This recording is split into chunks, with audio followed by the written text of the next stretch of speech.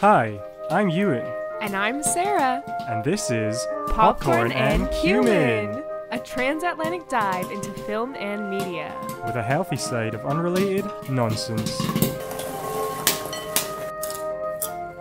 Hi, and welcome to this week's episode of Popcorn and Cumin, where this week we'll be discussing the 2024 movie, the new release, Fall Guy, or The Fall Guy. The Fall Guy, The- as Ewan constantly corrects me. Well, you call it Fall Guys. No, I just call it Fall Guy, but that's that video game. No, that's Fall Guys. No. Yeah. Are you sure? Yep. Oh. 100% sure. Well, then I always say Fall Guy, so I've been saying it okay. But still wrong. Still a fail. Okay, well, anyway, before we get to the Fall Guy, we are going to start off with our cross-border factoids. So I will go first because Ewan scoffed at my idea, so it's probably not as good. Well, I had a really good idea, but now I can't remember it, so I'm going back to my old bad idea, which is that here in the UK, they participate in an international song writing and singing and performing competition called Eurovision. It's the Eurovision Song Contest. Yes, but I feel like at least nowadays they take far more than just how good the song is into account. It's about performance and the vocals, and some of the performances are absolutely nuts. And the staging and the weirdness of them. And the lighting, the Yeah. effects, the fire, It's the full package. the rotating platforms. The witch ladies. Yeah. This year's Eurovision just happened on May Sarah's doing maths while looking at the keyboard on the laptop. 13, 12, 11, 10th. Yep. Saturday, May 10th, which as of recording was this past weekend, and Ewan and I watched it. And basically a whole bunch of European countries are competing. So of course the US is not one of them. Just for the record, it was May 11th, not 10th, so... No. 14, 13, oh yeah, 11. I didn't count today. That was the problem. Yeah. But anyways, this year's competition, this was our second year watching it. Your second year. I've seen it before. Okay, this was my second year watching it. And Switzerland won with the song I Broke the Code, or The Code. The Code, I think, yeah. Yeah, and By Nemo. by Nemo. And Croatia came in a very close second with their kind of heavy metal song Yeah, Ragtag. called... Tiddy Tim or something. Is that what it's called? It's something... Both of the... I liked both songs. I thought they were both bops. I would highly suggest looking them up. And the Croatia band is called Baby Lasagna. Or maybe just the artist. Yeah. Sarah got really carried away with voting for all of the artists that she liked. She racked up a very heavy phone tariff for the month. Yeah. Well, I mean, it was 16p each, so I spent like 50p or something, which that ain't so bad. And I want to give a shout out to the country of Georgia because I thought that their song and performance, I really liked it. And I thought they were underrated. Well, who was actually underrated was the UK, who got 0 votes from the general public, which Yeah. I thought, I mean, it's, I think, a bit of a running thing with Eurovision. Although I did look it up, and the UK has won Eurovision like 5 times. Oh, really? Yeah, but not for, I think, like 50 years. Actually, I feel like I want to say the last time we won was like 1989. So we haven't won for a long time, and it's become like a running joke where like we always do terribly. And It's maybe especially since Brexit. Do you think they're... no, I think I've been aware of that being a thing since before Brexit. okay. Because with the way it works is that through the week people have to get put through towards the final, and the UK seems to always be in the final. Like when people sit down to watch Eurovision on the Saturday night, I don't remember there ever being an occasion where the UK didn't make it, whereas like there's been other countries that aren't there who have submitted songs that didn't make it to the final. And then there's 26 songs on the day that are then voted for. But the way it works is that each country can sort of score the songs, and then those votes get translated into points, which then go towards the scoring. And then there's like a leaderboard after the judges vote. And this year Switzerland was top after the judges vote, and Croatia I think was like fourth. And then when the general public vote came in, Croatia shot like way up to the top, but then they read out Switzerland's vote and it shot up not as high, but it still overtook Croatia. But the UK had done pretty poorly with the judges' vote, and which I thought was maybe a little harsh. I mean, the judges I think can only give like 6 countries points, so if the UK was like the 7th worst, like arguably if there's 26 songs that are performed, like it would be justifiable that 18 of them would receive no points from the judges, because really if they're meant to be a judging body, they should be able to identify what the 6 best songs are to then give them points. But they failed to do that. They gave the UK like no points, and then people were, Graham Norton, host of Eurovision, was speculating that we were going to do okay in the popular vote this year, and then we were the only country to get 0 points from the popular vote. Yeah. And so you can't vote so if you're within the UK, you can't vote for the UK. So no other European countries voted for the UK, which is kind of sad, because I thought that the UK was decent this year. Last year, I thought the UK was kind of boring and terrible, but this year I thought it was pretty decent. Yeah, I actually heard the song from last year again today, and I was like, I don't even think the performance was that good when the song was kind of boring. But this one, like, they actually did cool stuff with like the staging, and the song was like all right. It wasn't super memorable, but I thought the guy did like a good Maybe good people didn't like the gay love. Boo to that. Yeah, big boo. So anyway, that's my cross-border factoid, and you got a little insight into Eurovision if you did not watch.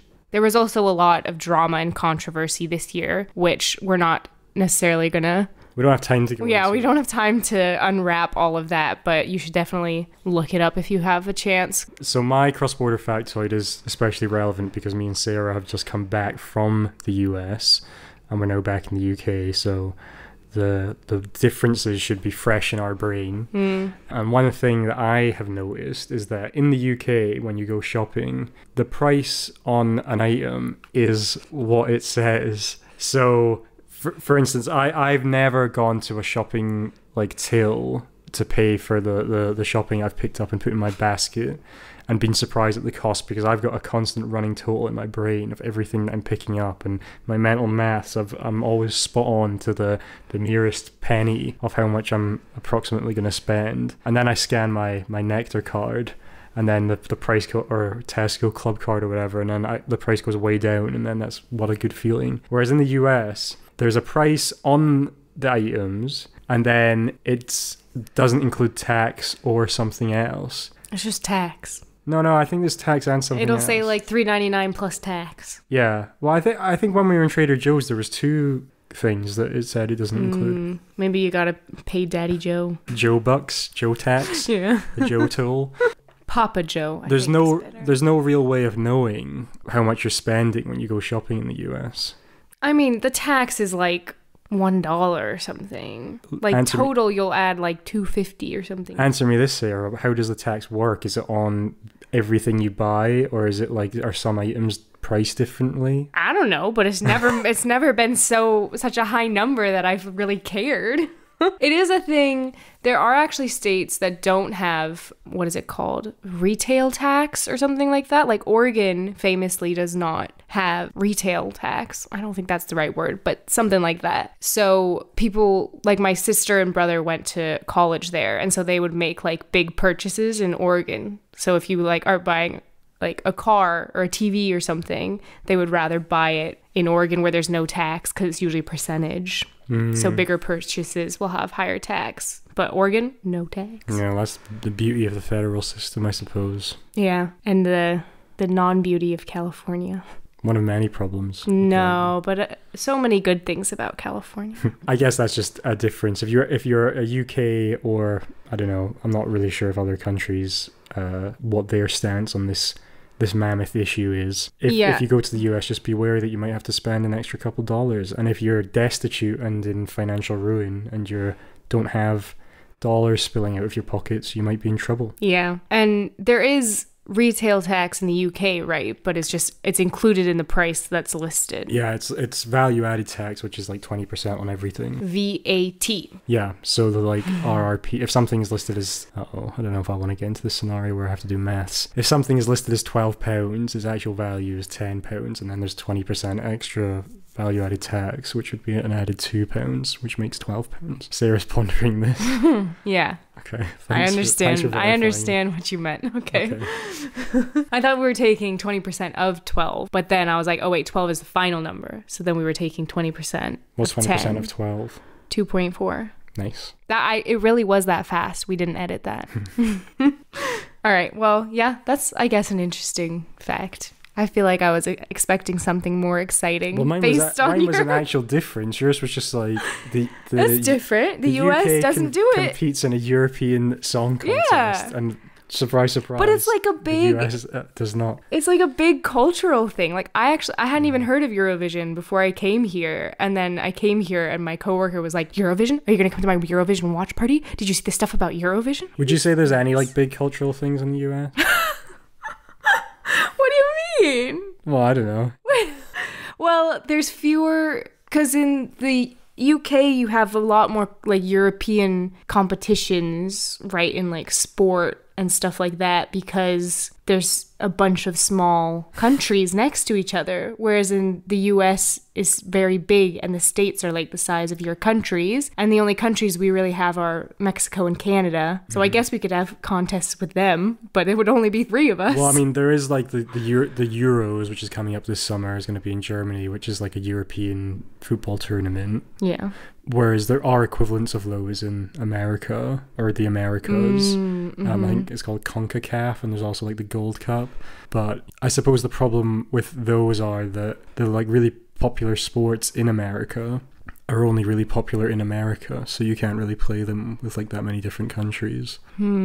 Is the equivalent, is it just North America, or is it like North and South America? There's the Copa America, which is the South America tournament, which famously Messi struggled to win for many years with Argentina. And then I think there's 2 separate ones for the Americas. There's the CONCACAF, which stands for like the Confederation of Central American Football Nations. It's not like a kooky calf, like a baby cow. Oh no, I think it is that actually. Oh, okay. And that's the mascot. America normally does, I think, okay in the CONCACAF, but ultimately you're not a nation blessed with great footballers and never win. You mean the United States of America? Yeah. Okay. Don't be offended, anyone. Okay, moving on to The Fall Guy. The Fall Guy. Shall we start with non-spoilers? I think that's the best way to do it, yeah. Okay. What were your overarching? Give me your 5-word review. Now I'm going to have to like count on my hands. This movie was pretty good. Okay. Yeah. I was watching it and I thought, for the first, I would say like 40 minutes, I was like, I'm really enjoying this. This like could be like an all-timer in terms of like the action comedy genre. And it still like might be. I can't really think of like other like action comedy movies that I've seen that are necessarily better than this. I think at some point how much I was enjoying it did like waver a little bit. Like I wasn't like gripped for the entirety of the runtime, but it was still like I feel like very good. And an example of why you shouldn't always just judge something on the trailer, because when we'd been watching the trailers for, I don't know what we'd seen, probably like Dune 2 or something, I didn't actually think it looked that great. Really? I was pumped up. Well, I was hearing that music, seeing him flying towards the helicopter. I was like, oh yeah, give me more Ryan Gosling. Yeah, the trailer did do a pretty good job of using the Bon Jovi song, You Give Love a Bad Name. Didn't each trailer use a different one? I think there was a more recent trailer that used a different song. Was it still a Bon Jovi? Do you remember what song it was? I can't remember what it was, yeah. And I did really like that, the music aspect of the trailer, because the way they would play in the like, shot through the heart, and then it would like sort of fade out. Yeah, that was cool. But the actual movie I thought kind of looked like a more like just generic, like a rom-com or something. Well, see that, I was hyped. I was like, rom-com plus action, like But the actual plot of the movie was, at least from what I remember of the trailer, not like entirely different. Like I wasn't watching it and being like, what the hell is this? But it was definitely not exactly what I was anticipating. Like from the trailer, I thought the story was basically going to be, there's a guy who works as part of the stunt crew of a movie, and then he falls in love with the director, and then that's about them like falling in love. But that isn't what happens. Yeah. Well, for me, it mostly met my expectations, because in the trailer you do have that scene where he's in the neon in the bar, like clearly actually fighting people. So I was kind of anticipating there being this action subplot where he gets like roped into this actual real life scenario, what like bad scenario. I thought that Emily Blunt was going to be more pulled into that as well, but she remains quite separate from it, that's not a spoiler or anything, but no. Yeah. I mean, it probably exceeded my expectations, because my expectations immediately, at least from like after seeing the trailer, weren't super high. Once the reviews and sort of general word of mouth started coming out, I was like, oh, it actually does sound pretty good. And as someone with a more than a passing interest in film and filmmaking, I do kind of like I don't want to say necessarily unique perspective, but it was definitely not your typical movie where there was kind of like a focus on like how films are made and the process and art of stunt work. And I think it was a bit of a love letter to that sort of craft in that way, which there's a line in the movie where they say, oh, did you ever win an Oscar for your stunt work? And they're like, no, because you don't get Oscars for stunt work, and you probably should. Because it's, I mean, they say you're putting your life on the line. Yeah, well, the person says like, you're doing the actual hard stuff, and you could argue probably doing a stunt is harder than acting. So, well, yeah, one is more mental and physical, and one is more like very physical. So physically, it's the harder work. It probably requires quite a lot of mental. Like, you have to remain like. But it's a different kind of mental. They're different arts. Yeah, well, they're different. It's like comparing acting to karate. Is it? I don't know.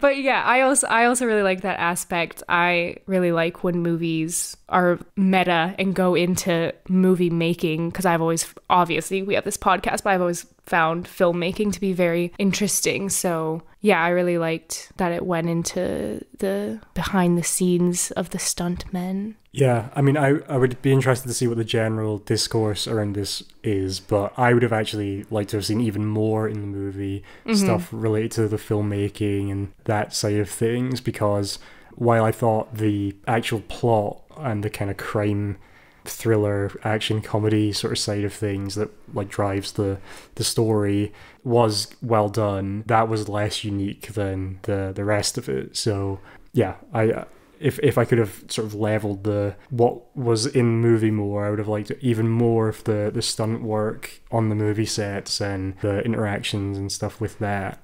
Yeah. And okay, I'll talk about the car roll. There's a more specific name for it.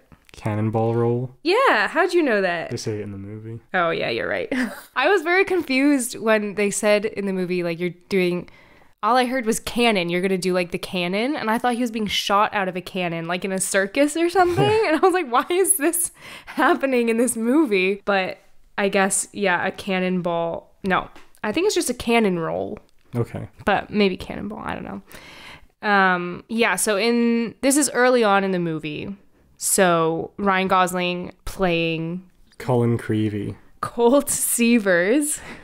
So just kind of a background on the movie. Colt Seavers is a stuntman. He has a kind of romance on set with a camera woman named Jody, played by Emily Blunt. And then he has a big accident, stops his stunts, and then it's kind of his journey from there. So, but obviously he does stunts during the movie, and one of the big stunts was this cannon roll. So he's doing a car chase on the beach And then there's an explosion behind the car, and the car rolls. And my first thought was, why have a person in this car when we have self-driving cars now, and you could just do this stunt and not put somebody at harm? I can't trust self-driving cars, Sarah, because we saw one in the streets of San Francisco run a red light. Yeah, we did. There was a self-driving car with nobody in it. It was very freaky. It was stopped next to us at a red light. And then before the light turned green,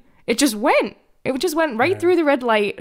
And it was like a couple of seconds before the light went green. So we were kind of speculating, is the car connected to... Is the car psychic? Yeah, or is it connected to the grid and knows when the light's about to go green? But it still shouldn't go before. Yeah, because then if it's...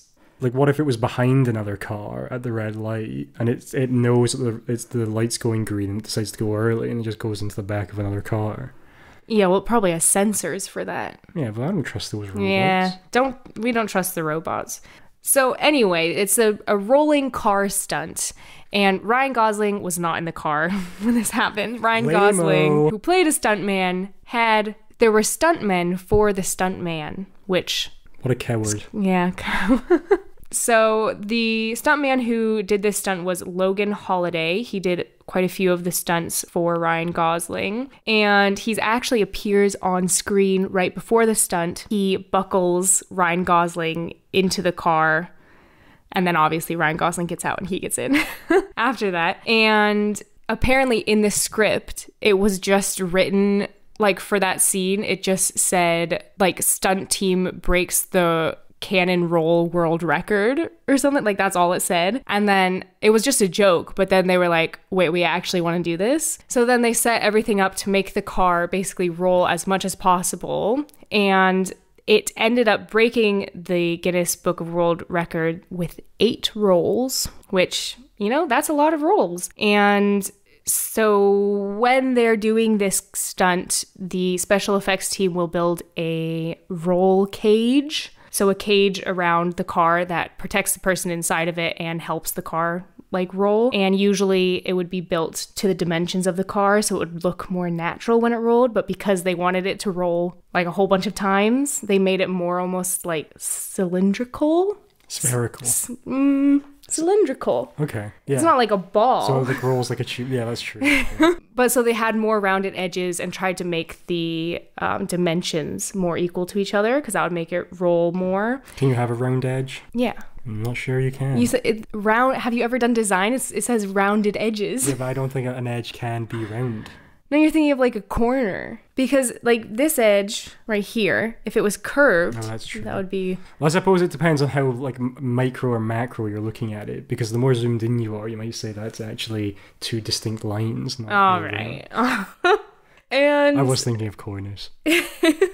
And before he does that stunt, Ryan Gosling's character is sort of stalling because he is nervous about doing the stunt. And he says something about the sand density isn't right, see? But apparently that was actually an issue that they had to deal with because the sand rolling on sand, because it's not a hard surface, means that it won't roll as well. So they did actually really have to consider sand density, and apparently they had people go in and watering down the sand for the whole morning before they actually tried the stunt. And and then another thing that I was thinking is that not only obviously the big stunt is the roll, but the car is going quite fast down the beach, and all of the other cars with the cameras who are filming also have to be going at that speed. So I'm wondering if they do you think the camera people for these shots are somewhat stunt people as well, or maybe the drivers are? Or? Yeah, I don't know. I remember there's an instance when they were filming Kill Bill 2 or something. I think Uma Thurman, who plays the lead in Kill Bill, got into an injury due to a car chase scene and the filming of it not being done properly. So doing stuff like that is not necessarily safe. Any sort of car chase, anything could go wrong. So yeah, because everyone's going so fast. If you if someone I don't know, taps the brakes or something, everything could fall apart. Yeah, especially when you're doing something that's totally unprecedented. If you're going for doing the cannon roll isn't it's been done before, but I guess ultimately you can probably only calculate that to a X percentage of accuracy of how the car is going to go. Yeah. And yeah, if they're trying to do something that hasn't been done before, I presume it hasn't been done before because it isn't exactly easy to do. So there's probably a high margin of error for it to go wrong. It's a risky business. I wasn't actually sure. Was he stalling? I thought he was maybe stalling because he wanted to try and talk to Emily Blunt's character before he got in the car, because she was like near him and he kept like looking over at her. I mean, it would also make sense that he was maybe nervous because it was the first stunt he'd done since coming back. I thought that it was more of that, and maybe talking to Emily Blunt would have calmed him down. Okay. I don't. Maybe some of both. Mm-hmm. Or maybe he was nervous about seeing her and wondering if she was going to speak to him. Yeah, maybe. So yeah, that is your first stunt trivia. Nice. I liked it. I liked how they, I think, commented in the movie being like, oh, that's a world record. But like at that point, as a non-mega stunt nerd, I wasn't sure if that was actually a world record or if they're just saying that. I also wasn't counting the number of rolls. Yeah. 1, 2, 3. Yeah. But then in the credits, you should stay for the credits because there's like a mid-credits scene if you were to watch it. Or a post-credit scene. But during the credits, they play like making of footage where they're showing like how the stunts were made, and there's a lot of like sort of bro-y hugging between Ryan Gosling and his stunt doubles. Yeah, it's quite cute. Yeah, once they do the camera roll, there's like, you can like hear them go like, wow, it's a world record and stuff. So I thought that was like cool, like synergy between the movie where they're making a fake movie versus making of the real movie. Yeah. It's like meta. It's like they're a movie about making a movie, but then in the credits, it's the movie about making the movie about making the movie. Wait, movie You've about confused making me the movie now. about... Yeah. It's because it's the scene of them doing that is the like film of the movie, which is Fall Guy, which is of the movie, which is the Metal Mongers, or what is it called? Metal Storm. Metal Storm. So this was directed by David Leitch, or Leitch. Who knows? Who knows? Maybe it's hopefully Leitch instead of Leech because of the negative connotations of a leech. No offense, David, if that is how you say your name. No offense, leeches. That's true. Who has done most recently Bullet Train, which I never saw. I heard sort of somewhat good things about, and had his directorial debut, we were learning, with the first John Wick movie, although he's not credited for it. I'm not sure if there was some sort of dispute or it was a situation where the person who is credited was kind of not directing a lot of the time and he had to step in because his background is in stunts. He was a stunt man and then a stunt coordinator, or doing both roles probably at some point in his career, and has now moved into the more behind the camera side of filmmaking, which I think is interesting. It's cool that like the one prominent stunt man now turned film director happens to be the one directing this movie. So you would assume that would add to its legitimacy in terms of the filmmaking process and the level of how the stunts are prepared and things of that nature. And yeah, I thought that was cool. Yeah, no, that is very cool. I think they took a lot of steps to make it, I guess, authentic and to really honor stunt people. So the two leads are Ryan Gosling and Emily Blunt, who have put their differences from the Barbenheimer feud behind them to star as the co-leads in this movie. I mean, I would say Ryan Gosling is the lead and she's in it to like a lesser extent, although still quite a bit. Yeah. And they both did like pretty good job. Ryan Gosling doing a kind of similar comedic performance, or in the similar realm of comedic performing as in Barbie, where it's quite a lot of like silly acting. Yeah, but he's not as goofy. No, well, he's not playing a fantastical character, in the same way, but there's still a lot of like goofiness and kind of off-kilter humor, which I think he's very, very good at. So I thought he was well cast in the role. I wasn't really sure to the extent with which he was doing his stunts or not doing them. It sounds like he had a lot of stunt people, but I don't know to the extent if that's when he's like jumping over a fence. Does he have a stunt person do that, or does he do that and it's just the more, the massive cannon roll where he's saying, oh no, you can do that as a stunt person. But I don't think he did anything very like any of his stunts. Apparently he did the 150-foot fall where his character breaks his back at the start of the movie. I don't think he broke his back. That would be extreme method acting. That would be, yeah. But apparently he has vertigo, so kind of surprising he would choose to do that one out of any of them. Yeah. Do you think he decided that? I don't know. I Or mean, do you think they thought it was funny to be like, hey, Ryan, you're scared of heights? Get up there. yeah, I think he would have had. Well, you know, obviously his- he had to consent. Well, maybe not. Maybe they just Yeah. pushed him off the top. You thought like strapping into a little like bouldering exercise, Yeah. but they actually just kick him off the top of a skyscraper. Hmm. That's my nightmare. That would be problematic. That is kind of what they do in the movie, though. But we can't tell you when and why. All right, is that all we have for non-spoilers? What was your 5-word review? Well, a fun and lighthearted movie. Yeah, including the hyphen in lighthearted. Yeah. I think it would have a hyphen. Wait. No, I'll do a different one. Very good, fun, Ryan Gosling. Wow. Kind of a Yoda review there. Yeah. Okay. Is there any of your stunts that you want to talk about in the non-spoiler section? I will save the rest of my stunt talk for post-spoilers, just in case I let something slip. Okay. Before we go into spoilers, the non-spoiler thing I wanted to talk about a little bit was, one, is that the movie they're shooting in Australia is a movie called Metal Storm, which we talked about a little bit before, which is a movie clearly inspired by, it's like a mix of Dune, Mad Max, and... Cowboys versus aliens. Oh, yeah. The movie, yeah. Have you seen that? I've never seen No, that. I haven't seen it. But there are cowboys and there are aliens. So So it's like a Western set in space, or a Western where Yeah. aliens invade. the tagline is like high noon at the edge of the universe. Yeah, and this there's a couple of references throughout the movie where they're sort of talking about how this movie is anticipated to be great, and it's really important they keep working on the movie because the movie is, you know, it deserves a chance to flourish and exist. And I just thought, this movie looks terrible. It looks like maybe the worst movie ever, which is typified by the fact that the lead actor is meant to be playing a cowboy and is doing the most like weird Western accent. It's like really high pitched. I just couldn't see like any.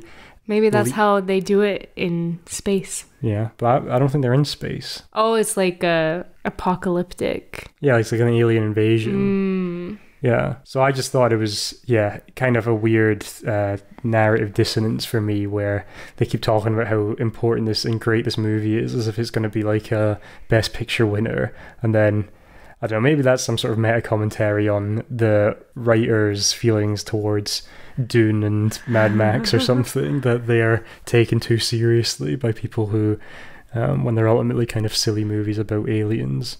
Yeah. That's well, not my Mad opinion. Max is a silly movie. But not I about don't know aliens. about Dune. Well, Sarah doesn't like Mad Max. What was your one sentence review of Mad Max Fury Road?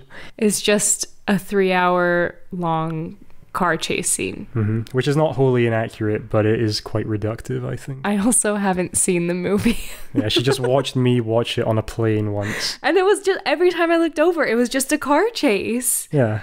And then some shooting at each other while driving in cars. That's shoot, drive, bald people, and some not bald people. This is especially in our minds because we saw a trailer for the new Mad Max before seeing The Fall Guy, and Sarah turned to me and said, Mad Max is just stupid. Well, that is my opinion, even though I haven't seen it. But anyway, well, clearly, maybe these people, maybe they think that it's stupid too, since they are parodying it a little bit. Well, apparently Metal Storm is a real movie from the 70s or 80s or something. Oh, yeah. I briefly looked it up, and it doesn't look like it's meant to be very good. Apparently, it was a blockbuster flop? No. What's it called? A box office bomb. Box office flop. Which maybe fiction imitates reality, because The Fall Guy is not performing as well as they would be hoping.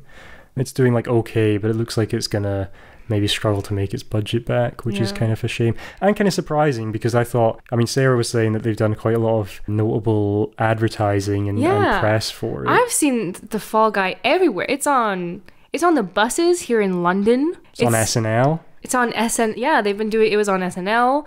I feel like I saw clips of him on. I mean, all press tours, do stuff like this. But maybe it just comes up on my TikTok all the time, because I saw a lot of stuff about the film premiere too. How they had the stunt men were like Ryan Gosling stuntmen were at the film premiere, and they did several stunts at the premiere, which I think is pretty cool. I feel like people there are probably bored of film premieres. Spice it up a bit. Yeah, and you would have thought we're kind of in this post-Marvel dawn of cinema where Marvel and superhero stuff isn't dominating cinema in the same way. Like, that's not the only way you can guarantee making a movie that hits. Yeah. And Ryan Gosling and Emily Blunt coming off of Oppenheimer and Barbie are probably at their most notable in the public domain. Yeah, Rygo is big right now. Yeah. I was actually looking. I don't think he's ever been that much of a box office draw, though. I was looking at his movies, and I don't think... Not The Notebook? I mean, that might have been, but that was before he was really like a big star, so I think that would have been not necessarily moving on. His own box office draw wouldn't be why that was a big success. But like Blade Runner 2049 was like notably a big box office bomb, so... Have I showed you Ryan Gosling won't eat his cereal? You have shown me that. That is a video. I'll describe it. Wait, no. Just look it up. Okay. Just look up Ryan Gosling won't eat his cereal. Sarah's very proud of sharing that with the one person in the world who hasn't already seen this. Well, you hadn't seen it. Were you the one person in the world? Maybe Or I guess you were the two person in the world. If you think there's still one person out there who hasn't seen it. The two person. Yeah. But I think this was a big thing when I was probably in high school. Probably in like 2013 or something. But anyway. Rygo. Is a no-go for cinema goers, it seems. I think it'll pick up. Maybe. I just think well, I mean, when our podcast explodes and millions of people listen to it, they'll hear our glowing review and they'll say, well, that's something that I want to see. And there's not that much out right now. Like, what else are you going to go watch? Planet of the Apes? Well, I don't think so. Yeah. Civil Monkeys? War? No. That tennis movie about threesomes? No.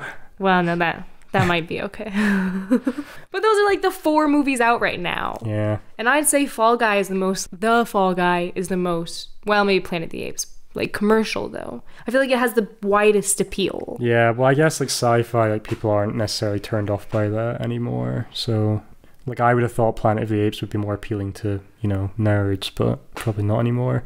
It was actually, I was looking at some of the analysis of this, and they were saying that movies that are too, like, meta and film-centric don't necessarily appeal to the younger generation. Does that mean we're not the younger generation? I guess not. Well, I'm not a Zoomer, so... When are the Zoomers? I think it's just a colloquial term for Gen Z, to be honest. Oh, what's the generation after Gen Z? I don't think we're there yet, are we? Or maybe I we think are. Maybe we they are are. the Zoomers. Maybe it's a mix of Zoomer and Boomer. No, Gen Z and Boomer, and that's why it's called that. Or maybe it's the iPad generation. Generation Alpha. That's terrible. Are Zoomer's people better. born from 2010 to 2024? So that's over now. Right, soon. What's next? Beta? This is I don't stupid. know. Who comes up with these names? And then, are we just going to do the Greek alphabet then? Yeah. Then we go into college frat area. The area of college frats. Yeah. I wanted to say a word there. I can think. Territory? Yeah. Territory is too complex a word for me to think of. Well, do we have anything else? No, I think that non-spoilers? concludes. We don't want to give anything away that could potentially be construed as a spoiler, although this is not necessarily a movie that is you're going for the twists and turns. But for what ones that are there, we'll keep them under wraps into our spoiler section. But after you watch it, come back and listen to the non-spoilers, because let me tell you, I have some great stunt trivia that you do not want to miss. Yeah, I agree. But in closing on this section, we both highly recommend you go see The Fall Guy. Yes. Goodbye, Fall Guy, not Sears. Nice. Okay, now that those losers have left who haven't seen the movie yet, Losers! we can move on to spoilers. Spoilers are ahead. Starting off strong with perhaps the biggest plot twist of the movie is our dear friend Hannah Waddingham from Ted Lasso, who is playing a producer, big-time producer. Gail, the producer. Yeah, good job remembering Soon to her be name. classic character, Gail, the producer.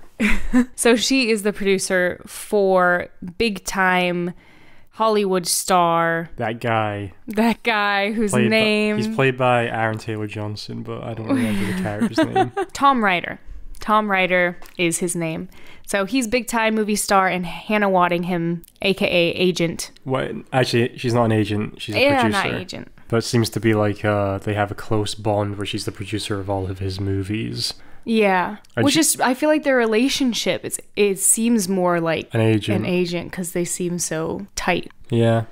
Yeah, and it's revealed that the Fall Guy, Ryan Gosling's character, introduced them, and that's how they became the sort of duo Yeah. that led them to world domination in the fictional movie sphere. Yeah. So first big plot twist is that big time movie star Tom Ryder kicked stuntman in the face and killed him. Another stuntman, another poor stuntman, because the stuntman was saying, "You don't do your own stunts," and then he was like, "Take this," and I kicked him and killed him by accident. Yeah. But then they wanted to cover it up, so they hatched the whole scheme to bring Ryan Gosling, Fall Guy, out of retirement and bring him to Australia and then frame him for murder. At which point they sent Ryan Gosling to investigate his murder. Not his murder, his disappearance, but he'd actually just been hiding out himself the whole time. He was never actually disappeared. Yeah. Yeah. And for some reason, for me, the bigger plot twist was that Hannah Waddingham was involved and was actually plotting to have Ryan Gosling killed and framed. You didn't see that coming? Well, it did seem like, it felt like it was supposed to be a big plot twist. But of the characters, I feel like those two were the most... I mean, Tom Ryder was like the least likable character.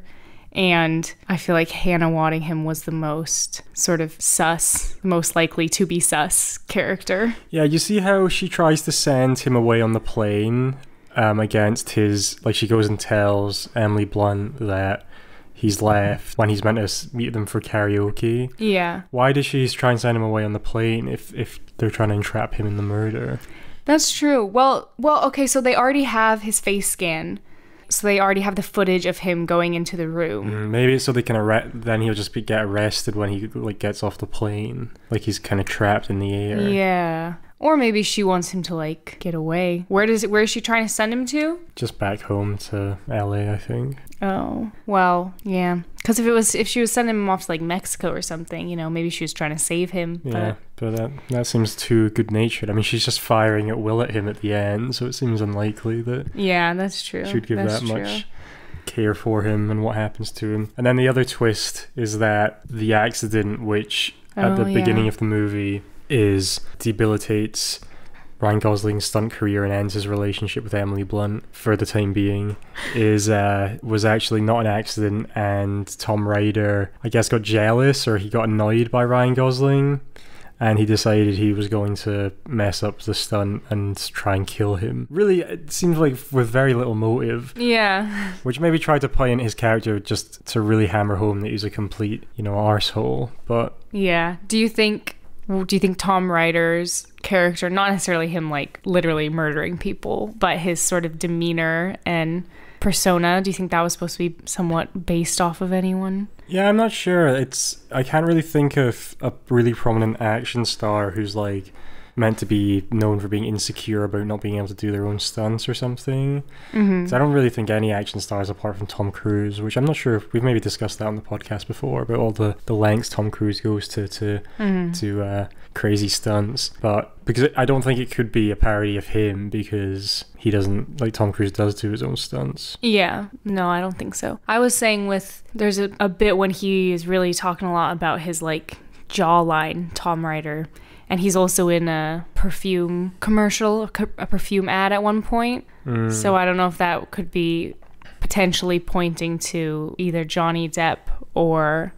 Who was the other one I said? Timothy Chalamet. But he's not really known as like an action star, although it would work in that the movie that they're filming looks a bit like Dune, so... Yeah. Well, that's kind of what made me think of it. And Johnny Depp has done some... I mean, he's not really an action adventure. Either. Yeah, I mean, he can swing on a rope in Pirates of the Caribbean. He does tons of stuff in Pirates. It's all just swinging on a rope. No, they also have their sword fight on the big rolling thing. Yeah, that's true. And the sword fight on like... Classic set piece, the sword fight on the big rolling thing. Sword fight in the rafters. Sword fight on like little tightrope things. Okay. Sword fight on the bow of the ship. Try and name one of them without saying the word sword or fight. The long knife fight on the top of the castle. There's the bit where he steps off a sinking boat onto a pier. You think that's a stunt? In a way, he could have drowned. There's the bit when they tip a boat upside down and walk underwater with it. Yeah. I'm sure that would work. Oh, it could. There's, in the most recent one, there's a whole was that the most recent one that we watched kind of recently, when he's like on a big truck wagon thing that starts dragging a bunch of stuff behind him? Do you know what I'm talking about? Yeah, I can't remember if that's the start of the fourth or fifth one. One, we didn't watch that kind of recently. It was at least 2 years ago. That's and recent. Two, I've tried to block out any memory of that movie from my brain. Some of it was okay. Okay, well, anyway, maybe could be one of those people that they're pointing to with Tom Ryder. Or not his whole character, but, you know, bits and pieces. Fun fact, Aaron Taylor-Johnson, who plays Tom Ryder, is the bookies' favourite at the moment, or like the betting odds favourite for the next James Bond. Do you think he has Bond-like qualities based on that performance? No. I didn't get any Bond vibes from that, but I wouldn't have expected to. Yeah. I do think he kind of would do a good job. What's his name? Aaron Taylor-Johnson. Taylor-Johnson is double-barreled. Yeah. Like yours? Too close to Anya Taylor-Joy. Yeah, I think Aaron Taylor-Johnson came first. Maybe they should get together. Yeah, maybe. Wouldn't that be confusing? Yeah, well, Aaron Taylor-Johnson's actually got married to someone like 20 years older than him when he was like 18. It was a big controversial thing in the movie industry. I mean, it's not like the first thing that's ever happened. Maybe it's a bit rarer when it's a younger man getting married to an older woman, but it's still a bit unsettling. Cougar. Yeah, exactly. Cradle robber. Him and Emmanuel Macron with their cougar wives. Is that the French president? President or prime minister. I think president. Or macaron, as some call him. Okay, where were we? We were talking about the state of French politics. So we've been through the sort of big spoilers. Mm-hmm. Did you see the plot twist coming? Because you're always... Sarah, for those who don't know, is really quite kind of a nightmare to watch movies with sometimes. Because you'll be excited to show her something that has a good twist and then she just guesses it. Well, I wasn't really thinking about it. I feel like I went into this being like, this is just going to be such a fun movie. I don't have to think. I'll just watch and enjoy. So I wasn't really thinking, but when they happened, I wasn't like, oh, what? Yeah. You know? Mm-hmm. So I feel like if I had really been thinking about it, maybe I could have. I didn't technically predict it, but I didn't find it surprising. Okay. Well, that's kind of a prediction. There's an internal silent prediction of sorts. I think the one thing that I wanted to talk about that didn't really work for me in the movie, well, not so far that it didn't work, and obviously it's not that important because it's not like a proper serious drama, but the character motivations where I thought Emily Blunt's character, when you analyse it, came off a bit emotionally immature or childish, in that I could understand why she would be, you know... So they break up after Ryan Gosling has this big accident doing his stunt, and then it seems like he becomes like emotionally distant and is unable to be honest about how he feels about her. And it sounds like maybe that had been happening since prior to his accident anyway, so maybe their relationship wasn't destined to blossom given the current state of his brain. But he then becomes withdrawn and stops talking to her, and it sounds like she tries to be there for him following his accident and then eventually gives up, which, I mean, it would be hard for her in that situation, and as much as like I don't think she like owes him to continue to try. Yeah. However, when they then meet again like a year and a half later, I would have thought that as much as what happened was bad for her as well, she would have the kind of emotional maturity to realize that what happened to Ryan Gosling's character was probably very traumatic and messed him up in a lot of ways, not just physically. You know, it was like a near-death experience from the career that he thought he was like a master at, and then that would probably impact his confidence and ability to get back into that line of work, which he doesn't do from that moment. He's working as a valet outside some restaurant. A valet? What's that? I say a valet. Oh, okay. There you go, UK-US difference. Well, I might have just said it wrong entirely. A valet. Very good. So I could understand why she'd be annoyed with him, but then when they meet again, she decides to use her power as director on this film, where he's now the stuntman, to just like physically abuse him by having him do a stunt over and over and over again. Yeah. Which I just thought was a bit mean. I mean, I think it's just supposed to be funny. No, I agree, yeah. But yeah, it would be like a little bit toxic. Yeah. And then that does seem to be all the catharticism that she needs. Catharticism? Catharticism. That's the word, isn't it? Catholicism. That's all the Catholicism she needs. Yeah. Is it catharticism? That doesn't sound right.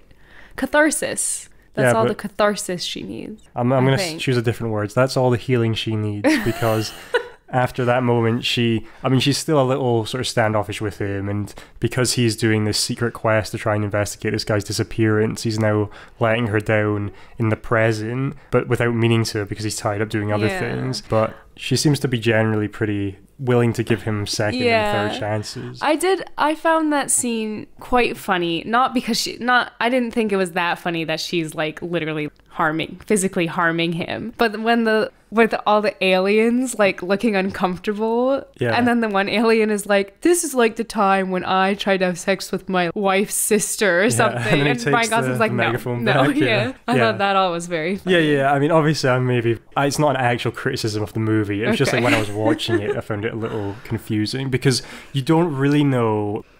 I wasn't sure, are we meant to know that they're in a relationship at the start of the movie? Because it seemed, there's the scene right at the start when he's in her trailer, and I wasn't sure if that was meant to imply they're in a relationship, or it's just like they're kind of flirting with each other, or they're just like friends. Because then there's the scene when he's like about to go up onto the stunt, and he's talking about how they're gonna kind of like holiday. Yeah, well, it sounds like he was asking her on like a date or something. So it didn't seem they were necessarily in a committed relationship at that point. And she then describes it as a fling, but that seems to be in a way of being reductive to make it easier for her to cope. Well, I think that's why it's portrayed that way, because it's one of those relationships where you didn't define the relationship, but you might maybe think that it doesn't need to be defined because you feel so emotionally like connected to each other. Yeah. But then him just disappearing made her question that and be like, oh, I guess maybe he thought it was just a fling, which, I think what you're saying is true, that he had a near death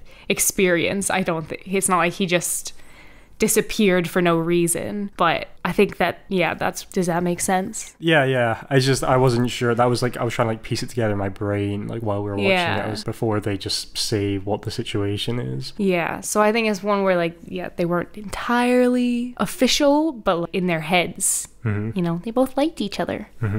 Was your favorite part of the movie the French dog? Yes, and he was apparently named, do you remember what his name was? Something French. Valjean. No, but he was named after like a famous action. His name was Jean-Claude. Which is a reference to Jean-Claude Van Damme, a Belgian mixed martial artist and actor. There you go. Stuntman? I don't think he was a stuntman. Oh, okay. I mean, but action movie star? Yeah.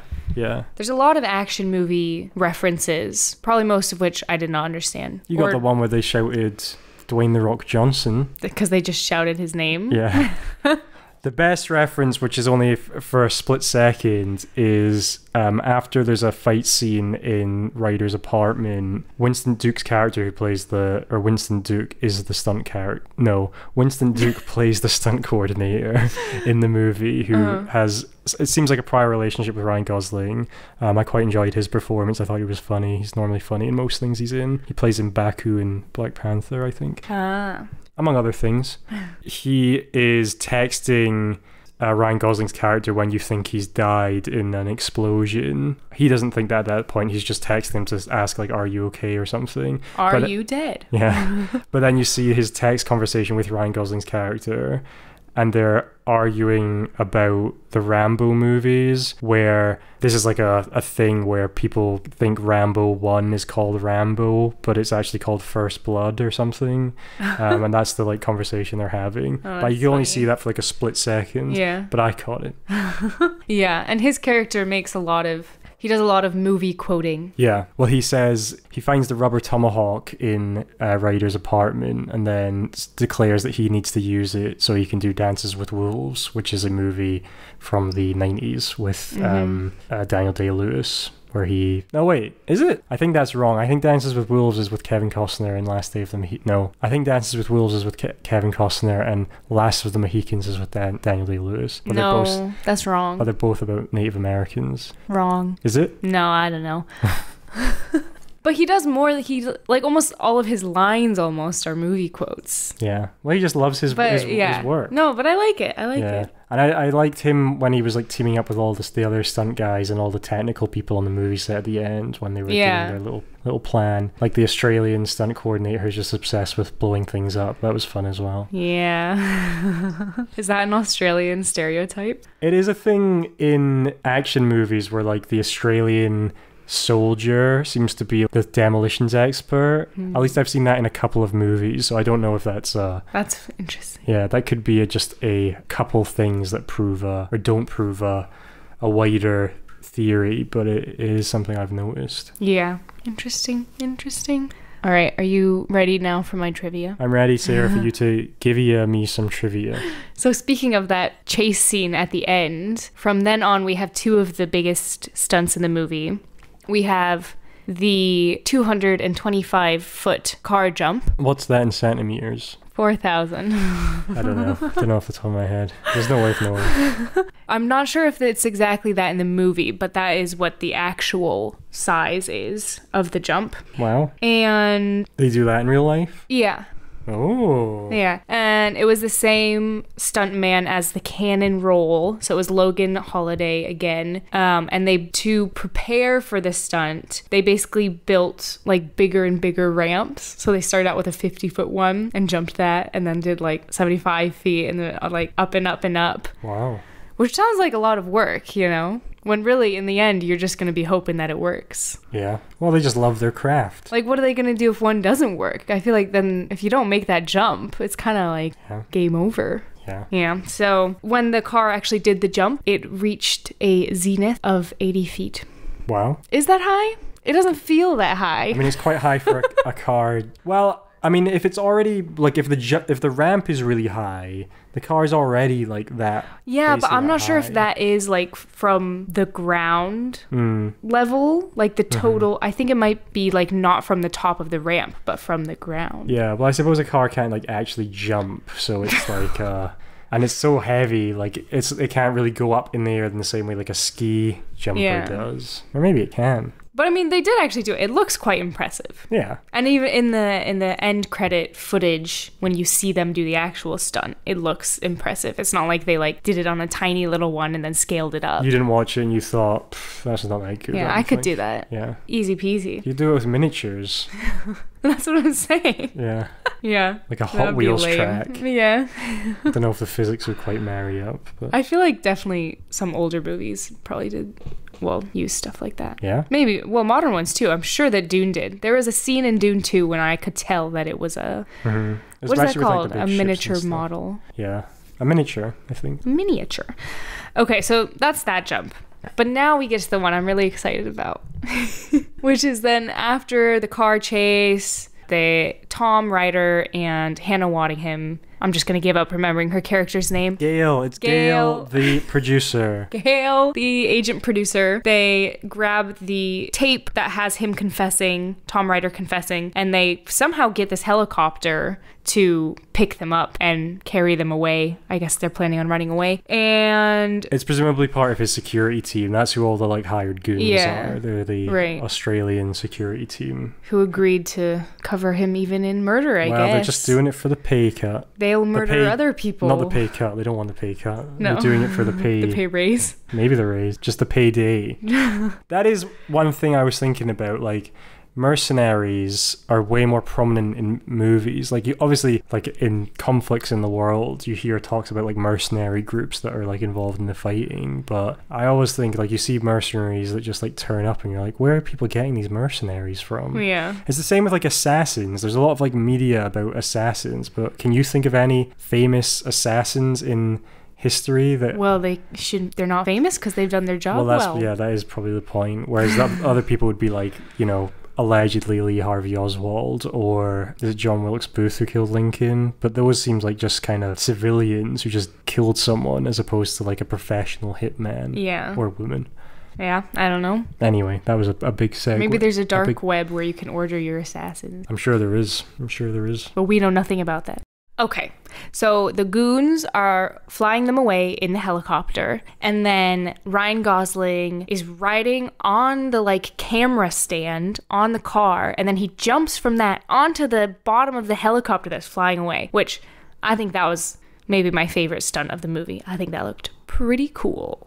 Did they actually do that where he jumps from that to the helicopter, or is that what you're going to tell me? I do not know, and this is not even the stunt I'm talking about. Okay, because when in the movie, like when I was watching it, just like a little like split second, I thought they were setting him up to not hit the helicopter, just fall to the ground. Oh, that would be funny. But then I thought he's too high up; he would definitely die in that scenario. Yeah. So no, I actually don't know anything about that stunt.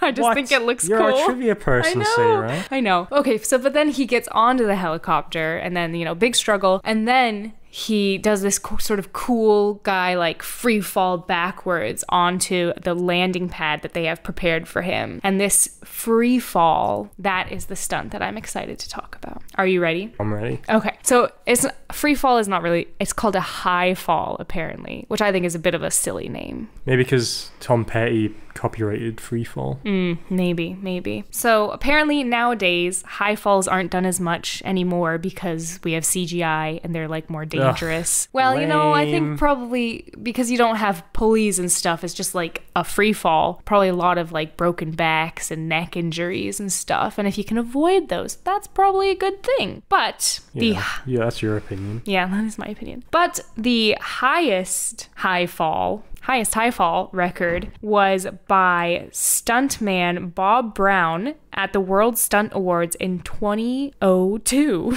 otherwise known as 2002. And he fell out of a 20-story skyscraper while on fire onto a giant mat thing, an airbag, I think they're called. The very cute thing, I think, is that so this Bob guy set the record, and Bob's son did the stunt in the movie. Oh, wow. Isn't that sweet? And how high was the one in the movie? I don't know. Okay. It didn't break that record. Yeah, so okay. it wasn't higher than his fall. And he wasn't on fire, so... Yeah. I think maybe his dad would be ashamed of him. No, his dad was so proud, and his dad came to set and like coached him on doing the fall and stuff. Isn't that cute? Yeah, no, imagine it went wrong. It would be horrific. Well, yeah, that would be very bad. Yeah. But also, so it's hard nowadays because people don't do these stunts as much anymore to find an airbag big enough for the stunt. Can't get good airbags these days. I think probably especially because he was falling from a helicopter that you need a big airbag to account for any miscalculations. Yeah. And it's like such a high fall. So they couldn't find an airbag big enough. So what they ended up doing was shipping Bob's airbag that he used for his world record fall from South Africa so that they could use it for this movie. I wonder in scenarios like that, would you be more confident with a tried and tested airbag, which is at least 22 years old, or just a new airbag, which hasn't been used before? But I guess because they don't make them anymore because people don't do falls that big. But I mean, personally, I wouldn't trust that old of an airbag. But also, I probably personally wouldn't jump out of a helicopter in the first place. But I suppose because as long as, even if the airbag had a hole in it, it wouldn't really matter that much, I don't think, because they're not full to begin with, by my understanding. Because if it was full of air, when you fell out and landed on it, you'd either pop it, you'd either pop it, or you just bounce off. Bounce off and grab the helicopter again. No, it's definitely made so that it like quickly decreases your momentum and like cradles you like a little baby. Because what I was going to suggest is, what if there'd been like the box it had been in, a bunch of mice got in and just like chewed a bunch of holes in it. So I think they probably looked at it before they did it, and probably also tested it using, I don't know, watermelons. Like in The Office. Yeah. I could kill someone. Yeah. They might bounce off and crack someone in the nut. Yeah. But yeah, I was really excited about that little father-son moment. Cool. Yeah. Cute. Any more stunts for us? That's it. Okay. I thought that you were going to talk about the chase one. The chase one? Yeah, the chase stunt or something. Oh, the boat? Yeah. Oh, yeah. You're right. The trivia is not over, people. It's not over. So the Ryan Gosling comedic actor, likes to do a lot of improvisation. One of his improvisations actually led to a scene in the movie. So here's what happened. One of the costume designers, costume collectors, I don't know, found in a thrift store a Miami Vice stunt show jacket, and then Ryan Gosling like tried it on. He was like, "This is cool. This is like now his backstory. You know, this is how he got his start." Because apparently a lot of stunt people get their start in these like live stunt shows. You know, like you have at Universal Studios or The Indiana Jones one, or Yeah. Lights, Camera, Action, or maybe the Pearl Harbor one at Universal. I'm not sure. No, at Hollywood Studios, maybe. Yeah. So I guess there was at one point a live Miami Vice stunt show, and after Ryan Gosling was like, "Oh yeah, this is like his backstory now," then they wrote in the part where he says to his friend, he's like, "Oh yeah, this is like from my first stunt show, and it's like sentimental and all that." And then he talks more about being in that show when he is captured by the goons and Tom Ryder, and he says that he does this big jump through fire, and that he was so good at it that he could do it like with his hands tied behind his back. And I don't know, he makes a lot of like kind of like jokes. It's good that you did that training, because that. it came in handy. Well, exactly. After he improvised that line about the like Miami Vice show, and then the director was like, "Well, now that you've improvised, now we have to do it." So then that's how they decided to do the stunt where Ryan Gosling steals a boat and then does a jump through fire. Mm-hmm. He does a boat jump through fire with his hands tied behind his back to a chair while he's still like tied to a chair. But then that's like the callback to the line that he says earlier where he could do the jump over fire with the hands tied behind his back. And then they do like another jump after that, and that's when he fakes his death, right? Yeah, but I don't know if that one... That's not with his hands tied behind his back, because he has to jump off the boat. Yeah. And they showed that in the credits, and it looked really weird. So I don't know. I don't think that there was a person in the boat when they do that. Cowards. You didn't have someone actually fake their own death? I don't know if that's true, but it just looked... like, it looked really jerky in the credits. Like it was on a rig or something, maybe? Or it was like CGI. I don't know. I didn't notice that, but I'll take your word for it. But yeah, so that stunt only came into being because of Ryan Gosling's improv. Mm-hmm. Nice. That's cool. That was a good stunt. Yeah? Yeah. Love some fire. You have any more thoughts on the Fall Guy, Sarah? No, I feel like it's a nice... It didn't blow my mind, but it was kind of like, it was fun. I was excited to see it, and I was happy when I left. I was satisfied. Yeah, I feel like that's kind of how a lot of people felt about Marvel movies for a long time, so it's nice to have something that's like a bit different. Yeah. But there's space for things that aren't serious dramas and stuff that's like awards bait. Like you can go see something that doesn't take itself like too seriously and still have a good time. And not every movie has to be over 3 hours long. No. Well, maybe The Fall Guy would be better if it was 3 hours long, because think how many more stunts you could have. Yeah, that's true. We could have had like his origin story be him on Miami Vice, and there'd be like a training montage of him doing it with his hands tied behind his back. That would be good. That would be good. Yeah, no, it was good. It was good. I like. Okay. Do you have any last thoughts on it? No, I would echo what I said earlier. I would recommend you see, and you probably like. Yay. Nice. All right, is that us wrapping up? It's a wrap. Thanks for listening, and as usual, do you like on Spotify? No. Follow, subscribe. Yeah, to our YouTube. We have a YouTube. But don't you also subscribe on Spotify? You follow. But you know what it means. Rate. Share. Follow our Instagram at Popcorn and Cumin, and tell everyone you know how much you love us. Yeah, that's crucial. You can also write us a review on Apple Podcasts. Thanks for listening. Oh, and don't forget to have daily bowl of popcorn for breakfast or lunch, but never dinner. Oh, but for dessert as well. Yeah, for 11s. Yeah, second breakfast. Nice. What are the other ones? Second lunch. Midnight snack. Second supper. First supper. Last supper. Okay, goodbye.